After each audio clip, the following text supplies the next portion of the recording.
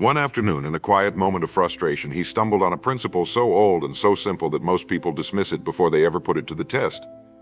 It didn't come to him in a dramatic flash of lightning or a grand revelation. It was a sentence he read in an old book one he'd bought years ago and never finished. We become what we think about.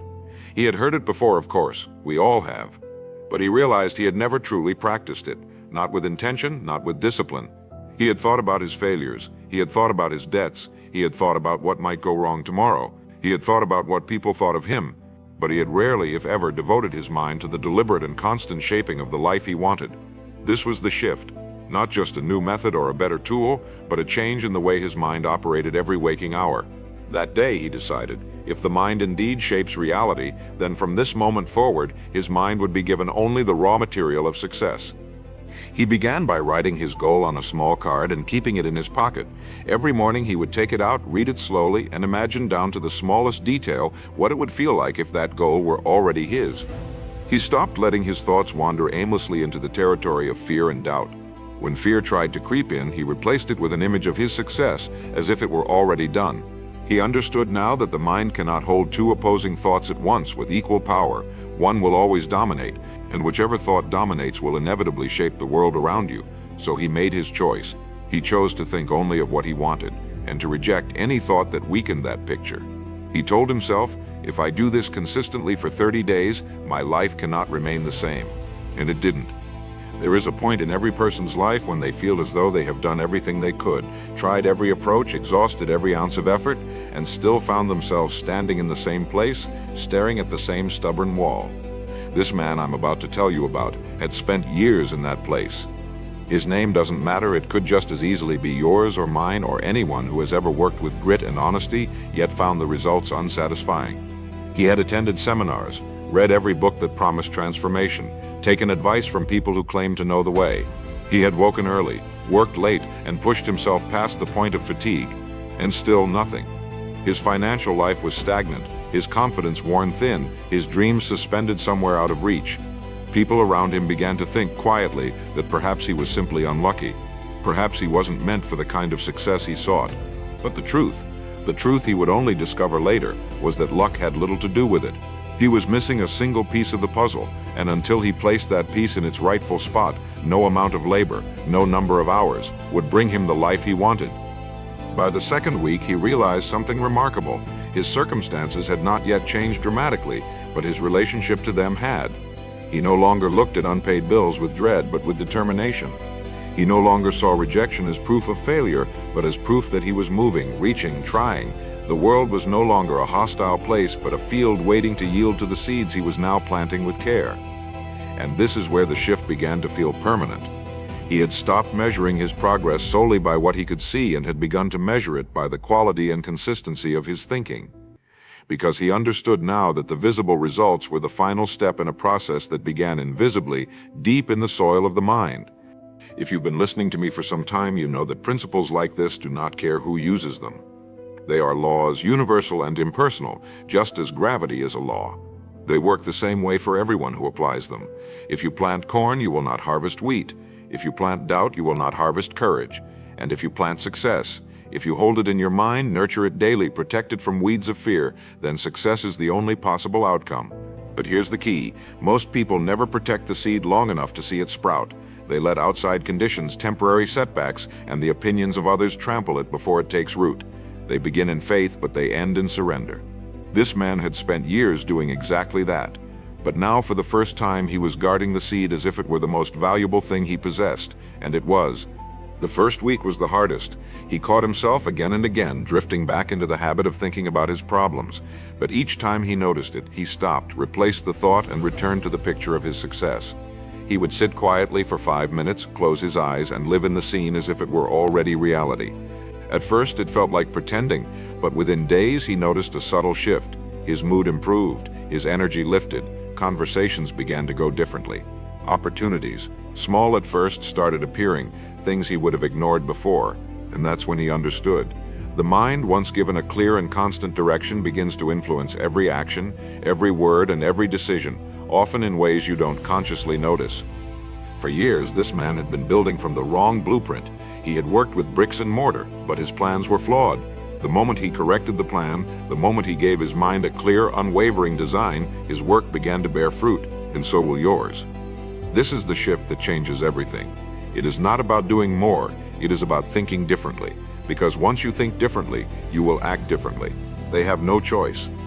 Friends began to notice a change in him. They couldn't put their finger on it at first. He seemed calmer, more certain, even when discussing the same challenges he had faced before. It wasn't arrogance, it was alignment. He was no longer at war with himself, and because his mind was no longer divided, his actions gained a new kind of power. He spoke differently, he walked differently, even his handshake was different, and people respond to that, whether they understand why or not. That's when more doors began to open. It wasn't magic. It was the natural consequence of a man thinking and acting as though his goal were already true. Now I want you to take a moment here, not later, not tomorrow. Take a moment and write down the most important goal you have in your life right now. Write it clearly. Do not write it as something you hope might happen someday. Write it as if it is already a fact. Then underneath it, write this: I am one with wealth and wisdom, free of fear and doubts. Say it out loud. Say it slowly. Let the words sink in. This is not superstition. This is not wishful thinking. This is programming.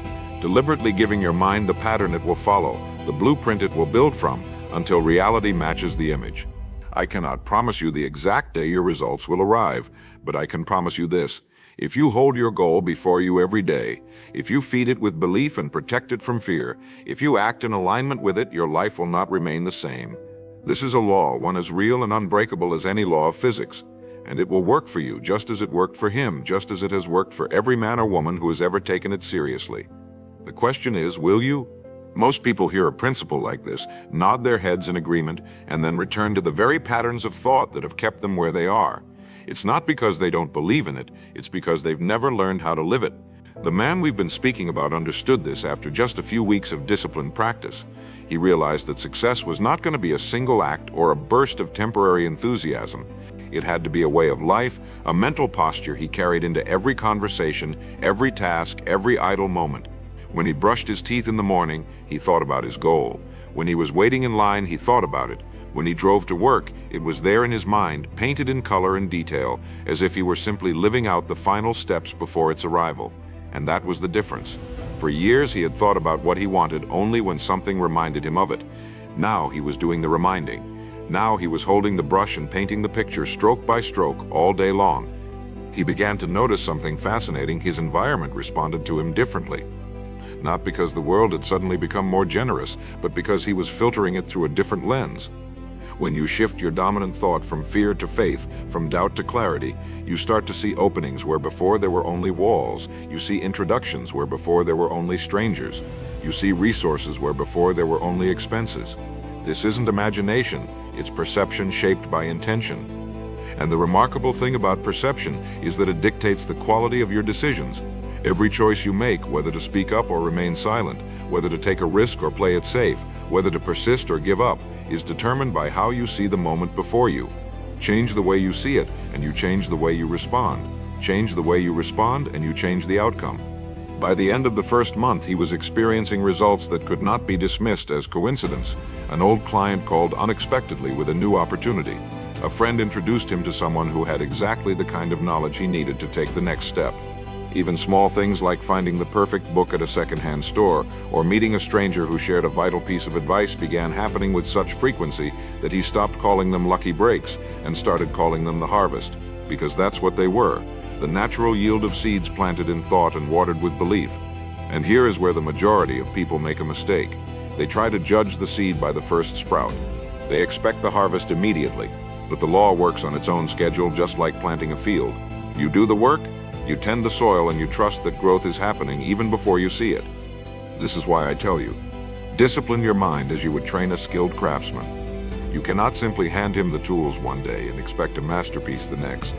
You must teach him, guide him, and keep him at the work until his skill is second nature.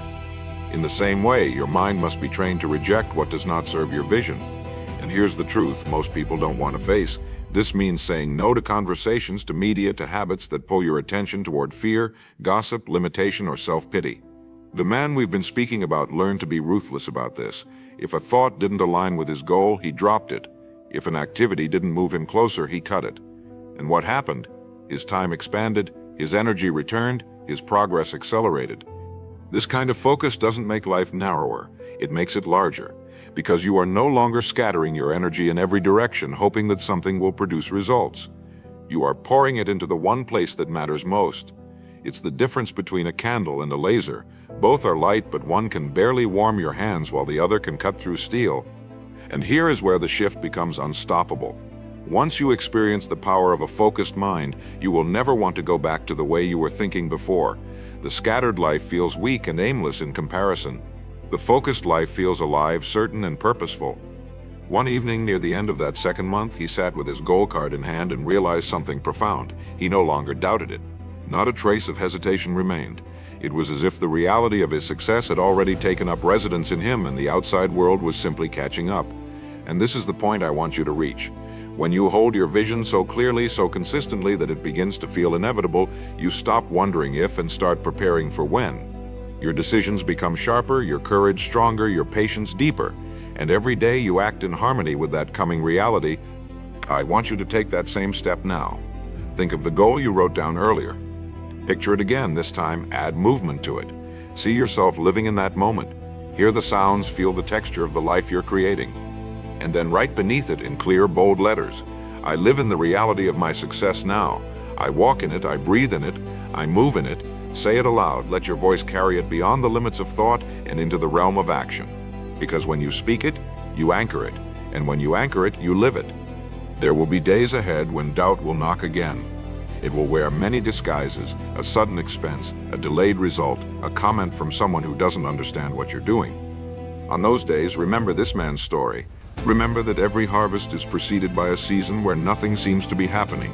And remember that if you protect the seed, if you feed it and shield it from the weeds, the harvest is not just possible, it is certain. You will see it, you will touch it, and you will know that the shift you made in your thinking was the single most valuable decision of your life. By the third month, the man began to notice something that went far beyond the opportunities and connections appearing in his life. He noticed that he himself had changed in ways he hadn't expected. The impatience that once made him abandon projects too early had softened into a calm persistence. The self-doubt that used to gnaw at him in quiet moments had been replaced with a steady confidence, not loud or boastful, but rooted and unshakable. He found himself handling challenges differently. Where before he might have seen a problem as a wall blocking his path, now he saw it as a door with a lock, one that could be opened if he found the right key. And that key, more often than not, came in the form of a new perspective, a single idea, or a simple shift in approach. He realized that success wasn't a lightning strike, it was the slow, steady turning of a wheel, powered by daily thoughts and actions moving in the same direction. His friends began to comment on his calm. Not the kind of calm that comes from having no problems, but the kind that comes from knowing exactly where you're going and refusing to be shaken off course. They didn't see the hours he spent each morning reinforcing that vision in his mind, replaying it until it became the most familiar thing in his life. They didn't see the discipline it took to steer his mind back to that picture when the world offered him reasons to doubt. All they saw was the effect, the poise, the certainty, the quiet energy of a man who was no longer asking life for permission to succeed, but simply preparing for its arrival. Around this time, he made another important discovery. Thinking about what you want is only part of the equation. The other part is thinking like the person who already has it. This meant more than just imagining himself wealthy or accomplished. It meant asking, how would the man I want to become handle this conversation? How would he plan his day? How would he walk into a room? And then doing exactly that even before the visible results were in his hands. This is the practice of identity-based action, living in the manner of the person you are becoming, not the person you have been. It might sound subtle, but it changes everything. Because when you consistently act in alignment with that identity, you begin to draw to yourself the circumstances that match it. By the middle of the third month, his financial situation began to shift in tangible ways. A deal he had been pursuing for over a year finally went through. A client who had been unresponsive for months reached out, ready to move forward. Money began to flow in from directions he had not expected, and yet when it arrived, it felt natural. It didn't feel like a sudden miracle. It felt like the delayed arrival of something he had already earned in his mind, and that's exactly what it was. He had already built it there, piece by piece, thought by thought, action by action. The outside world was simply delivering the package he had ordered through his beliefs and behavior. Still, he didn't allow himself to become careless. One of the most dangerous moments in any journey is when early results start to appear. Many people, seeing their first signs of success, relax their focus and drift back to old habits. They forget that the very discipline that produced those results must be maintained if they want the results to grow. This man understood that the laws that had brought him here would not change just because he had crossed the first milestone. So he doubled down. He refined his vision, set new goals, and kept his daily mental practice as sharp as ever. The goal card stayed in his pocket. The affirmations stayed on his lips. The image in his mind remained vivid and unshakable. He also began to notice that his circle of influence was changing. Some people were drawn closer to him, inspired by his new energy. Others quietly drifted away, uncomfortable with his growing clarity and ambition. He didn't fight either change. He understood that as he rose, his relationships would naturally realign. Those who resonated with his vision would stay. Those who didn't would find their way to other circles. This is a truth worth remembering. You cannot hold on to every old association and expect to grow into a new identity.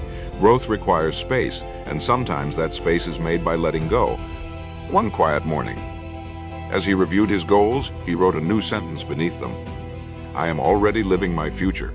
Every thought, every choice, every step is in harmony with it. I encourage you to do the same. Write it down now, say it aloud, let it become a filter for every action you take today. If it aligns with the life you are building, move forward. If it doesn't, set it aside. This simple act will save you years of wasted effort on things that lead nowhere. It will sharpen your vision and make your path clear, even when the road ahead seems uncertain. By now, the man had stopped thinking of his shift as a technique or a strategy. It had become a way of being. He no longer had to remind himself to think in a certain way. It was simply how his mind operated. Just as a river carves its bed deeper with every passing year, his thoughts now flowed along channels he had intentionally created, wearing them deeper, making them more permanent. And with every day that passed, his results reflected that inner structure more and more clearly. He understood, in a way he never had before, that all of life's visible outcomes are nothing more than the shadows cast by the invisible form of our thoughts. It was in this season of his life that he finally grasped the full meaning of the law he had been living by. Success is not something you chase, it is something you attract by the person you become. And becoming that person is not an event, it is a daily, deliberate act. The years he had spent in frustration were not wasted, they had prepared him to value this truth. And now that he understood it, he guarded it fiercely, for he knew that losing sight of it would be the quickest way to lose everything he had gained. By the 4th month, something extraordinary was taking shape. Not just in his outer results, but in the quiet mechanics of his thinking. He began to realize that this shift was not about chasing after events, but about mastering the cause and effect sequence that produces them. He had spent years working at the effect end of the chain, trying to fix results without addressing the thoughts and attitudes that had produced them. Now he was working at the cause, and everything else was following in line. His mind had become, in a very real sense, the command center of his life. He no longer woke up wondering what the day would bring. He woke up deciding what he would bring to the day. That is a power very few people ever experience, and it is available to anyone who will take the time to discipline their mind the way he had. One of the most important realizations came to him during a conversation with an old acquaintance. This person still saw him as the man he had been a year ago, overworked, underpaid, full of potential, but short on results. The conversation was friendly enough, but as they spoke, he noticed something. The other man's assumptions about him no longer had any effect. In the past, he might have been rattled, might have questioned whether his progress was real. Now he knew better. He understood that no one else's opinion had the power to define his reality, unless he accepted it. This was a profound freedom. It meant that his results were no longer at the mercy of outside voices. He was building from the inside out, and nothing external could change the foundation he had laid. This inner independence brought with it a new kind of strength in decision-making. He no longer hesitated when opportunities arose. Instead of asking, "Can I do this?" he asked, "Does this align with the identity I am building?" If the answer was yes, he acted. If the answer was no, he declined without guilt or explanation. And because every yes and no was guided by the same clear vision, his progress accelerated. This is something I want you to hear very clearly. Indecision is one of the greatest destroyers of opportunity. It leaks energy, wastes time, and leaves the door open for doubt to creep in. When you know who you are and what you're building, your decisions become almost automatic. That is the gift of clarity. Around this time, his daily mental practice took on an even deeper focus. He began to use his goal card not only as a reminder of where he was going, but as a tool for immersion. Several times a day, he would take it out, read it slowly, and allow the emotions of success to flood his mind. He understood that it wasn't enough to think about the goal intellectually. He had to feel it, to experience it in his imagination as if it were happening right now. The subconscious mind, he realized, responds to feeling more than to logic. So he learned to saturate his thoughts with the emotion of achievement, letting it color the tone of his voice, the way he walked, the way he greeted people. Without announcing it, he was sending a silent signal to the world. This man is going somewhere. And here's the remarkable part. People responded to that signal. They couldn't necessarily explain it, but they felt it. They trusted him more quickly. They listened more attentively. They considered him for opportunities that months earlier would have gone to someone else. It was as though his internal certainty created a gravitational pull, drawing to him the people and circumstances that matched it. This is why I say that success is not a pursuit, it is an attraction. And you attract it not by chasing, but by becoming the kind of person success cannot ignore. By now, he had also developed a habit that I recommend to anyone serious about transformation, the habit of catching himself mid-thought. Whenever he noticed a thought that did not serve his vision, whether it was fear, resentment, or a limiting belief, he would pause, replace it, and move on. This simple act, repeated dozens of times a day, kept his mind aligned with his goal. It prevented the slow erosion of doubt that destroys so many dreams. I want you to try it today. Catch one thought that weakens you. Replace it with one that strengthens you, and notice how it changes your posture, your mood, and your choices. It was during one of these moments of mental correction that he decided to refine his affirmation. He wrote it clearly and began to say it daily. I am in perfect alignment with my purpose. Every thought, every word, every action moves me closer to its full expression.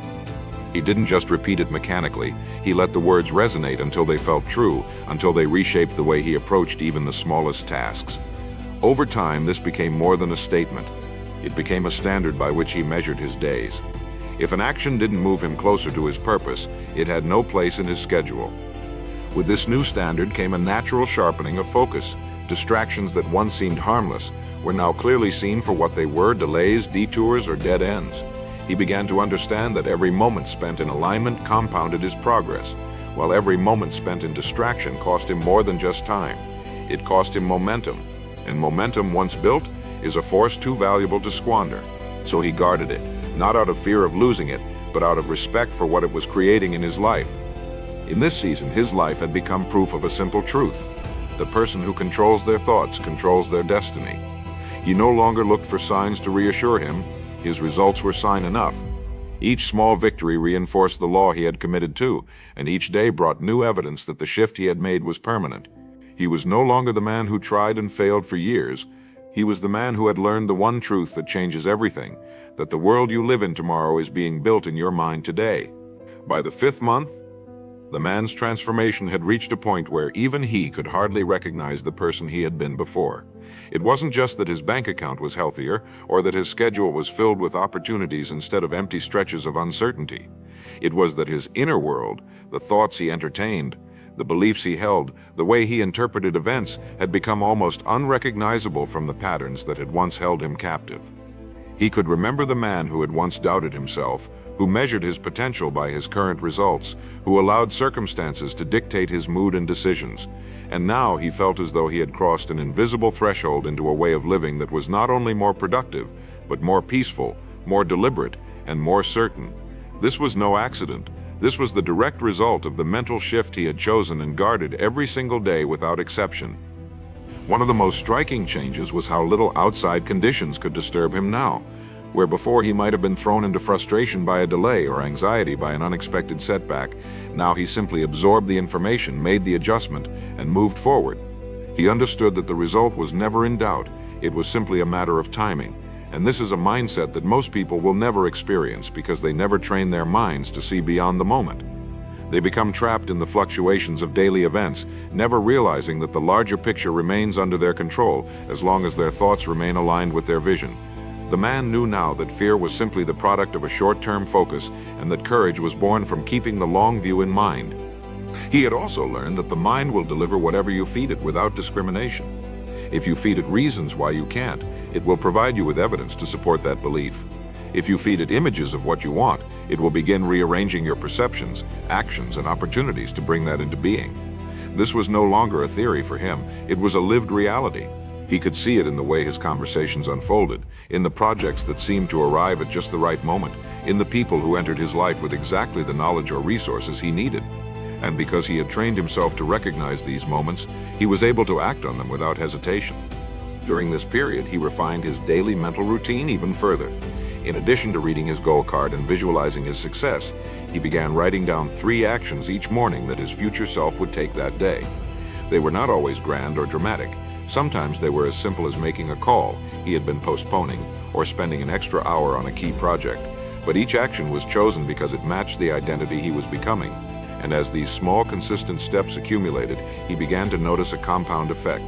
The distance between where he was and where he wanted to be was shrinking faster than he could have imagined. With this progress came a new sense of responsibility.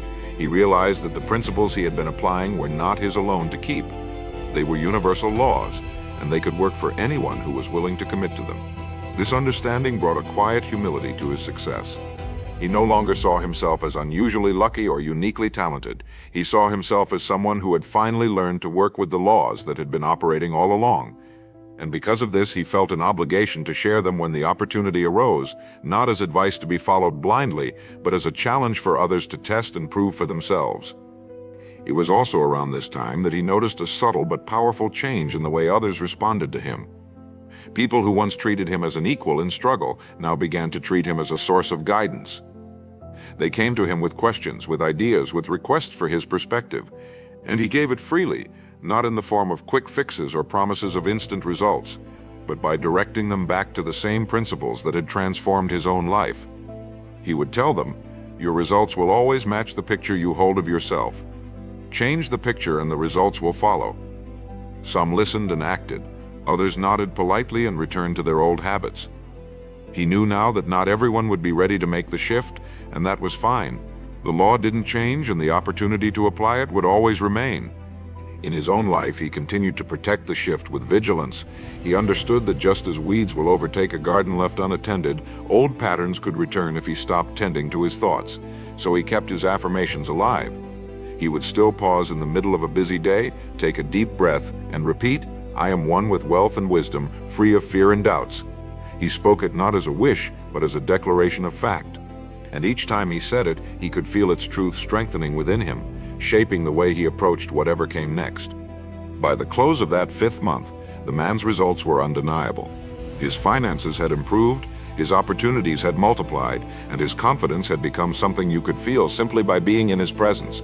But more important than any of that was the certainty he now carried, that this was only the beginning.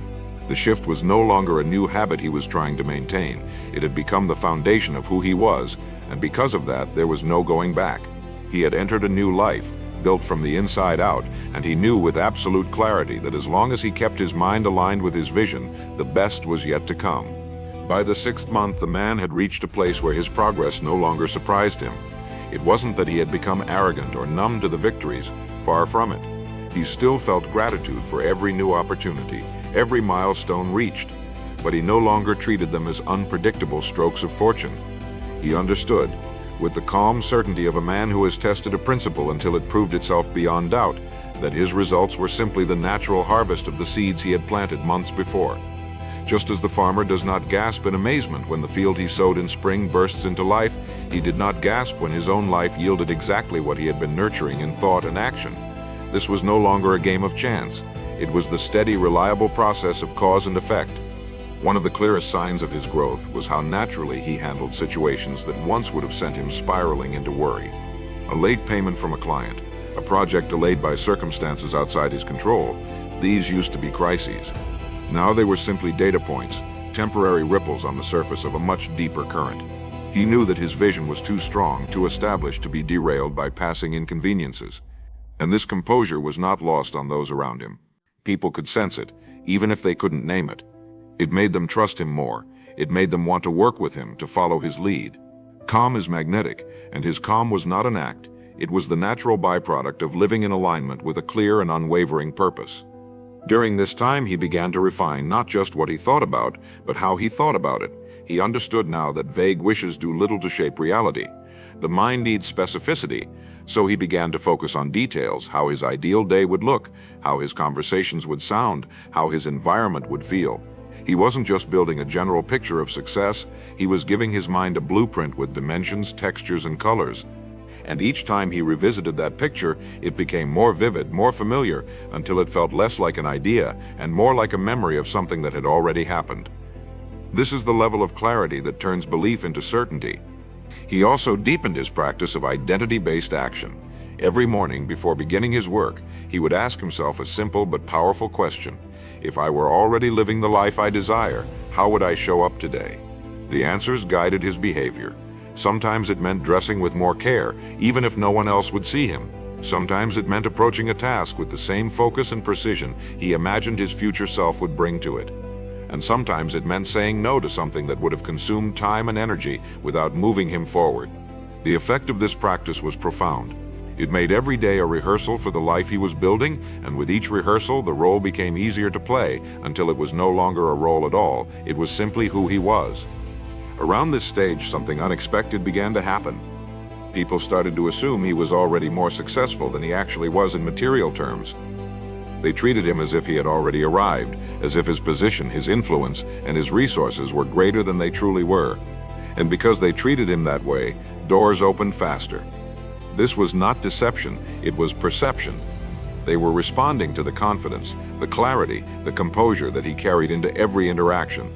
He had stepped into the identity of his future self so fully that others could see it, even if they didn't realize what they were seeing. Yet he remained careful not to let external validation replace internal discipline.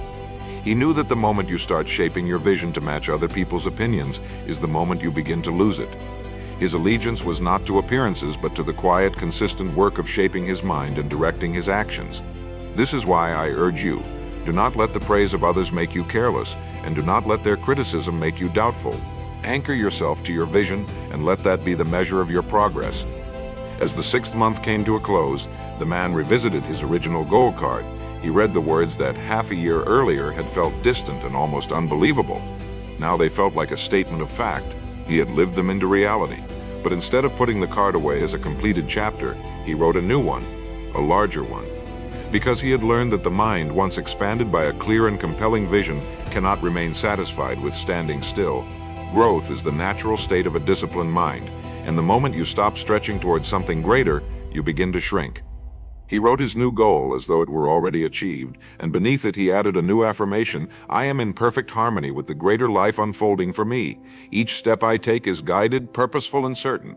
He read it aloud, felt the truth of it settle in, and knew that the process would begin again, not from a place of lack, but from a place of strength. And this is perhaps the greatest gift of the shift he had made, the understanding that there is no finish line, only new levels of mastery. Each vision achieved is the foundation for the next, and each step forward is proof that the law works every time for everyone who applies it. By the 7th month, the man had come to see his life as a living experiment in the workings of the mind. Each day was proof that what you hold in your thoughts and reinforce with feeling will inevitably take shape in the physical world. He no longer wondered whether the principle was true. He had moved far beyond belief into knowing. And knowing brings a kind of peace that belief alone cannot provide. It is the peace of standing on solid ground, no longer swayed by every gust of doubt or every shift in the weather of circumstance. In this state, he didn't need to chase after every opportunity and fear that it might be the last. He could select, choose, and act deliberately because he trusted that more would always appear. Abundance had moved from being a concept he hoped for into a reality he expected. What struck him most in this season was how naturally his inner state dictated his outer results. If he began the day with clarity, gratitude, and focus, the day seemed to align itself in his favor. Calls returned faster, people more cooperative, solutions easier to find. On the rare mornings when he allowed his thoughts to scatter or drift into worry, the day seemed to carry a heaviness, as though the world were reflecting his uncertainty back to him. This reinforced a lesson he had learned early in his journey. Your environment is a mirror. It does not create your attitude, it reflects it.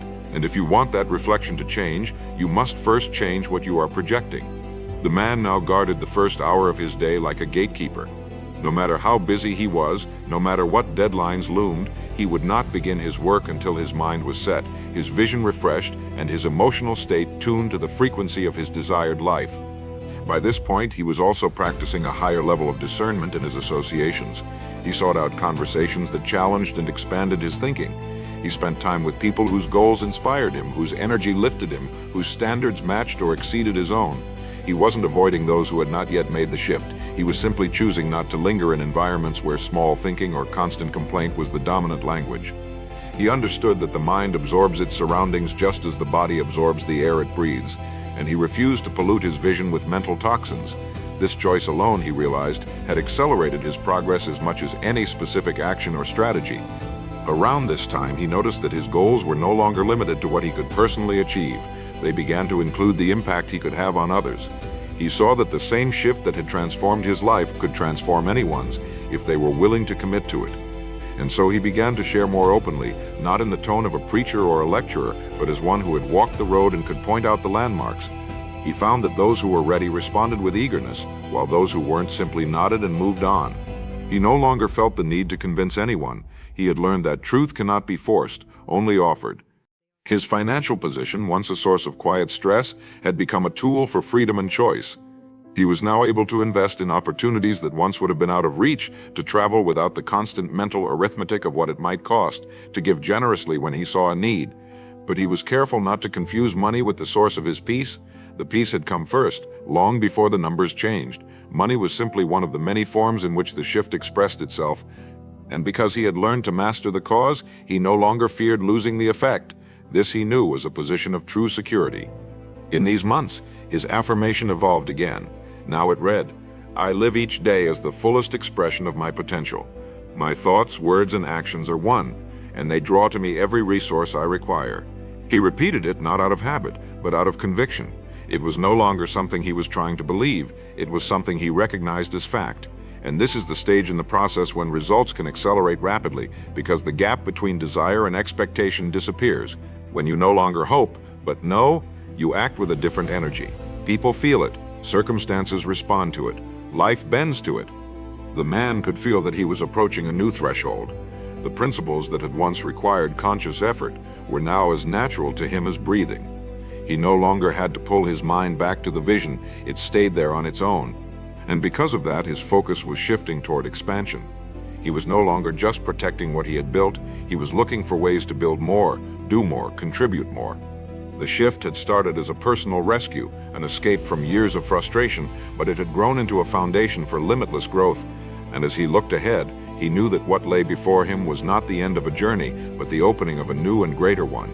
By the 8th month, the man no longer thought of the shift as a breakthrough moment from his past. It had become the rhythm of his life. What once felt like a deliberate mental exercise had transformed into instinct. He woke each day with a calm certainty about where he was going, not because he had every detail mapped out, but because he knew the laws he was living by would bring him there. His focus was no longer on escaping failure, it was on expanding possibility. This is the inevitable progression for anyone who truly applies these principles. Once you've proven to yourself that they work, your question changes from "will this happen?" to "how far can this go?" And when you begin asking that question in earnest, you step into a field of opportunity that most people will never even see. What became most evident to him now was the compounding nature of alignment. Each day of consistent thought and action did not just add to his progress, it multiplied it. Relationships deepened, influence grew, resources flowed more easily, and doors opened without the frantic knocking that used to exhaust him. He could trace each of these results back to the same root, the decision he had made months ago to control his inner world with discipline and intention.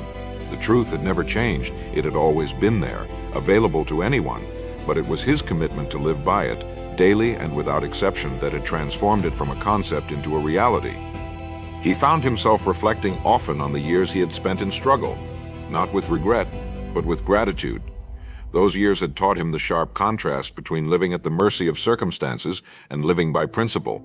They had shown him how easy it is to drift when you have no clear vision, and how quickly you can fall into patterns that steal your confidence and energy, and they had prepared him to value the freedom he now enjoyed. This was not the kind of freedom that comes from avoiding responsibility, but the kind that comes from mastering it, the freedom of knowing that your results are within your control because you have mastered the cause. As his outer life continued to expand, he noticed that the world seemed to respond to him before he acted, as if anticipating his direction. People called with offers before he asked. Information he needed arrived at the perfect moment. Even challenges seemed to show up in ways that pushed him to grow in exactly the areas where growth was needed. This was not luck, It was the alignment of his vision, his actions, and his identity. The same law that had once delivered him from lack was now delivering him into abundance, not sporadically, but consistently. And he understood that this consistency was the real treasure. Anyone can stumble into a win now and then, but to live in such a way that wins are the natural and repeated outcome, that is mastery. At this stage, he began to write down a new kind of affirmation. Not just about what he wanted, but about who he was, and the law that had brought him here. My life unfolds in perfect order. Every result I see is the reflection of the thought I hold. I choose my thoughts, and so I choose my destiny. He spoke it aloud in the mornings, not to remind himself of something fragile, but to reinforce something permanent. Saying it became less about creating belief and more about expressing gratitude for what was already true. And this is an important point. The purpose of affirmations is not to trick the mind into believing something false, but to keep the truth vivid enough that it shapes your every move. The man now viewed his life as a model, not a mystery. He could look back and see how each stage of his journey had been built on the one before it, how each small act of discipline had been a brick in the foundation, how each affirmation had been a seed planted in fertile soil. He knew that others, hearing his story, might think it was too simple, that surely there must be some secret technique, some hidden advantage. But he also knew that the simplicity was the secret. The law works for anyone willing to work it, and the only reason more people don't experience it is that they don't stay with it long enough for the roots to take hold. As he looked to the future, he no longer thought in terms of goals alone. He thought in terms of identity. The man he had become was capable of achieving any goal he set, provided he kept his mind aligned with the vision and the principles that had brought him here. This understanding freed him from the old fear of starting over, of losing what he had gained. He knew now that even if everything in his outer world were taken away, he could rebuild it all, because the real treasure was not what he had acquired, but the person he had become. And so he carried forward, not as a man clinging to past victories, but as one continually moving toward greater horizons. He had proven the truth in his own life, and now he lived as a testament to it, that you do not need extraordinary luck, talent, or timing to change everything. You need only the courage to decide, the discipline to persist, and the faith to hold your vision until it becomes reality. The shift had begun as a spark in his mind, but it had become the light by which he now lived, and that light would only grow brighter with every step he took.